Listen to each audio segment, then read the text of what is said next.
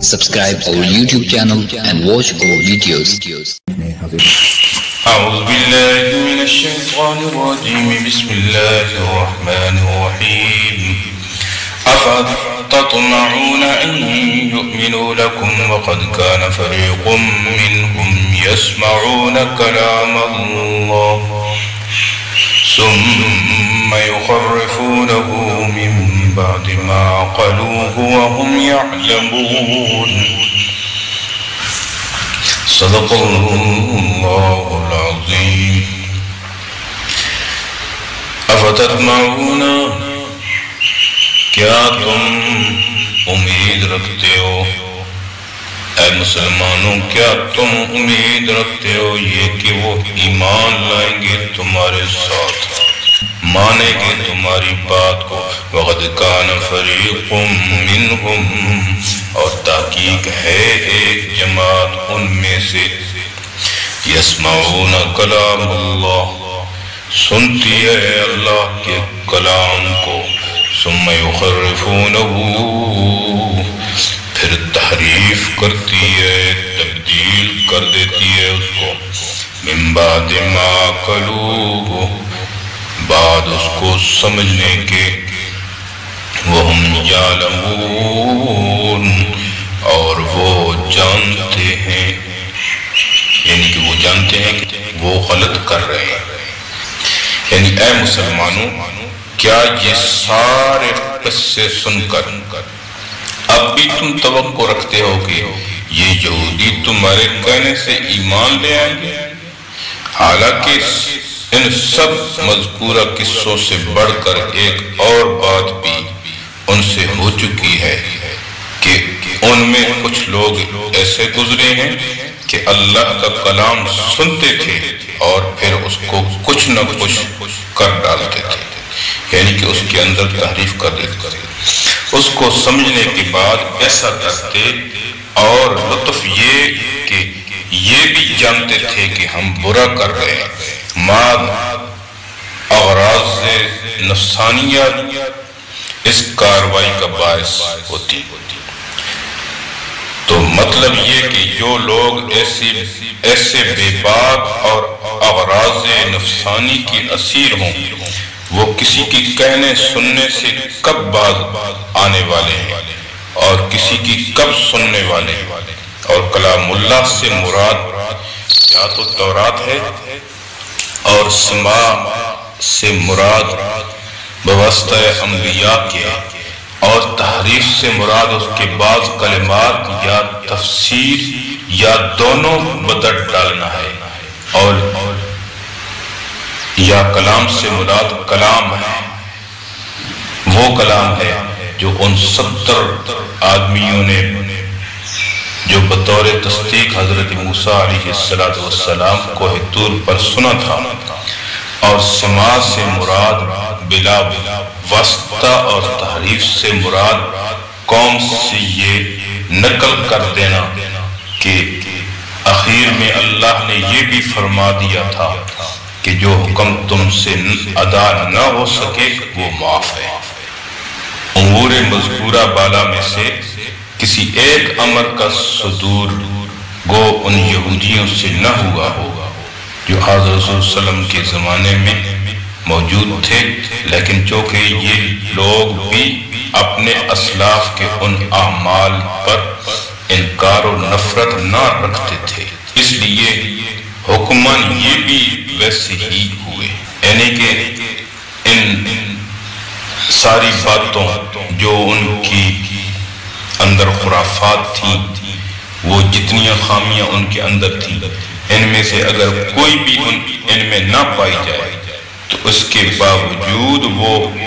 ان سے نفرت نہیں رکھتے تھے ان کے اعمال پر انکار نہیں کرتے تھے اس لیے حکماً یہ بھی ویسے ہی ہوئے انہی کے حکم میں شامل ہے اب آگے اس نو کا تتمہ ہے یعنی نو ثانی ختم ہو گئی اب یہاں سے اس نو کا تتمہ ہے جس میں خباثت کے لحاظ سے یہودیوں کے 5 گروہ کا ذکر ہے پہلا گروہ وہ اخبار اور رہبان یعنی یہودیوں کے علماء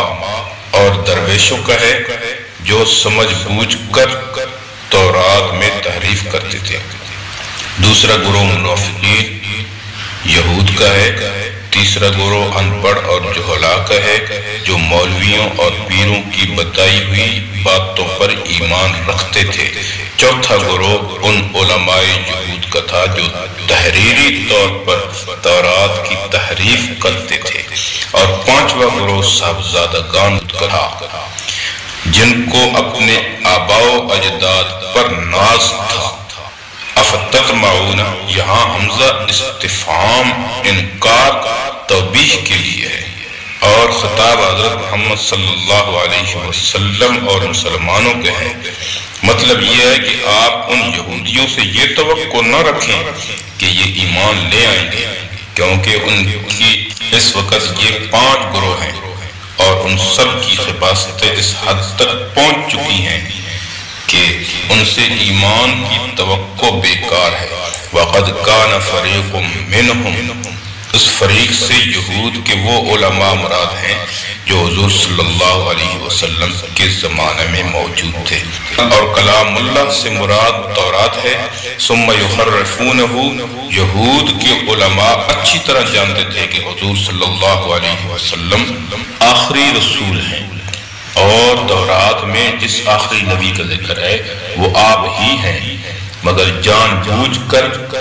وہ ان آیتوں میں تحریف کرتے تھے جن میں آپ کے اوصاف مذکور ہوتے تھے۔ آپ ان کی یہ تحریف کسی غلط فہمی پر مبنی نہ تھی بلکہ دیدہ و دانستہ تھی۔ یہاں تحریف عام ہے، لفظی اور معنوی دونوں کو شامل ہے۔ علماء یہود دونوں طرح کی تحریف کیا کرتے تھے، کبھی تورات کی آیتوں کے الفاظ میں تبدیلی کر دیتے اور کبھی ان کے مضمون کو اس طرح مسخ کر کے بیان کرتے کہ اصل مطلب سے انہیں کوئی تعلق ہی باقی نہ رہ جاتا۔ قرآن مجید کے الفاظ میں تو تحریف ناممکن ہے، البتہ قرآن کریم کی معنوی تحریف کرنے والے یہودیوں کے جانشین مولویوں اور پیروں کی آج امت محمدی میں بھی کمی نہیں ہے۔ قرآن کریم کی معنوی تحریف کی 1-2 مثالیں ملاحظہ ہوں۔ پنجاب کے ایک پیر قرآن مجید کی ایک آیت انما انا بشر مثلکم کی تفسیر یوں کرتے ہیں کہ یہاں انا کی خبر محذوف ہے، اصل میں یہ آیت یوں تھی انما انا بشر مثلکم، معاذ اللہ ثم معاذ اللہ، یعنی کہ میں ہوں اور بشر تمہارے جیسے۔ اس طرح آج بڑے بڑے مولویوں اور پیروں کو یہ کہتے ہوئے سنیں گے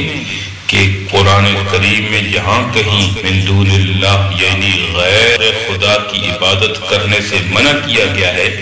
وہاں عبادت سے مراد بندگی ہے، غائبانہ دعا اور پکار مراد نہیں۔ اسی طرح من دون اللہ سے مراد بت ہیں، نہ کہ اللہ کے نیک بندے، حالانکہ عبادت کے معنی صحیح حدیث میں پکار اور دعا کے آئے۔ اسی طرح من دون اللہ سے خود قرآنی تفسیرات کے مطابق کہیں انبیاء اور کہیں فرشتے مراد ہیں، کہیں اولیاء اللہ اور کہیں جن مراد ہیں، کہیں بت بھی مراد ہیں، مگر یہ مولوی اور پیر اصل حقیقت کو جانتے بوجھتے بھانپتے ہوئے محض حقیقت دنیا کی خاطر عوام کو اصل بات نہیں بتاتے۔ من بعد ما عقلوه وهم يعلمون، جب قرآن مجید کا رگڑا چڑھتا ہے پھر کہتے ہیں یہ بتوں کی آیتیں قبروں پر فٹ کرتے ہیں، یہ بتوں کی آیتیں مردوں پر فٹ کرتے ہیں۔ سمجھتے وہ خود بھی ہیں کہ یہ آیتیں کس مقصد کے لیے ہیں، لیکن اپنے پیٹ کی خاطر وہ عوام کو الو بنا رہے ہیں، لیکن حقیقت میں وہ قرآن مجید کی تحریف کر کے بہت بڑا جرم کر رہے ہیں۔ اللہ رب العزت سے دعا ہے کہ اللہ تعالیٰ ہمیں کما حقہ قرآن سمجھنے کی اور سمجھ کر عمل پیرا ہونے کی توفیق عطا فرمائے، اور ایسے مولویوں سے، ایسے پیروں سے جو یہود کے پیروکار ہیں، اللہ ہمیں ان سے محفوظ رکھے۔ وما علینا البلاغ المبین۔ امید ہے دوستو ویڈیو پسند آئی ہوگی۔ ویڈیو کو لائک کیجئے، ویڈیو پر کمنٹ کیجئے، شیئر کیجئے اس کو، اور اگر چینل پر نئے ہیں تو سبسکرائب کر لیجئے تاکہ اسی طرح کی ویڈیوز آپ تک پہنچتی رہیں۔ شکریہ، جزاکم اللہ، السلام علیکم ورحمۃ اللہ۔